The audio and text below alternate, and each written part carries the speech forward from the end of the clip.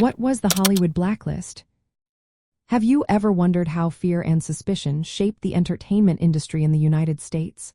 The Hollywood Blacklist is a fascinating chapter in history that reveals a lot about the political climate of its time. This blacklist emerged in the late 1940s and 1950s during a period known as the Cold War. It was a time when anti-communist sentiment was at an all-time high, often referred to as the Red Scare.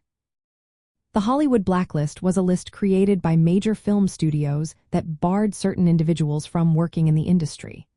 This included writers, directors, and actors who were suspected of having ties to communism or other political beliefs deemed subversive. The blacklist was not a formal government action, but was largely enforced by Hollywood studio executives.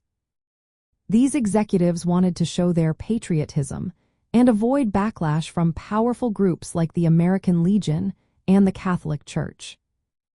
The origins of the blacklist can be traced back to congressional investigations into communist influence in Hollywood. The House Un-American Activities Committee began its investigations in 1947. A group known as the Hollywood 10, which included writers and directors, refused to testify before this committee. As a result, they were imprisoned for contempt of Congress and blacklisted by the industry.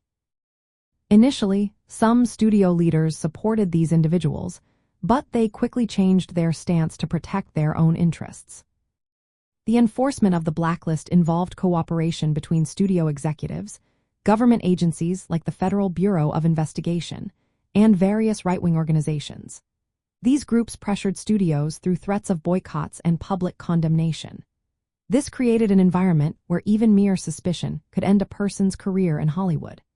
Many artists and workers who had little or no real communist affiliation were targeted simply due to their political beliefs.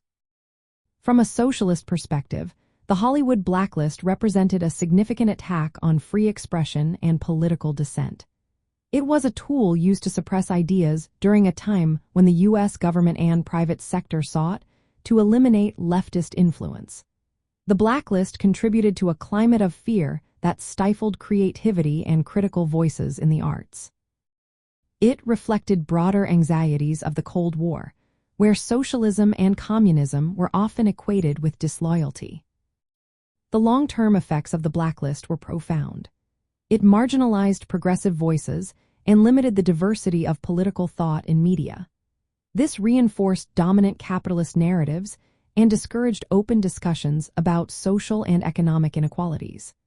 The blacklist began to decline when studios realized that hiring blacklisted individuals did not harm their profits, indicating a shift in public attitudes. In essence, the Hollywood blacklist was a politically motivated practice that targeted individuals based on alleged communist ties during the Cold War. It enforced ideological conformity and suppressed socialist ideas in American media, reflecting the broader repression of socialism during the Red Scare era.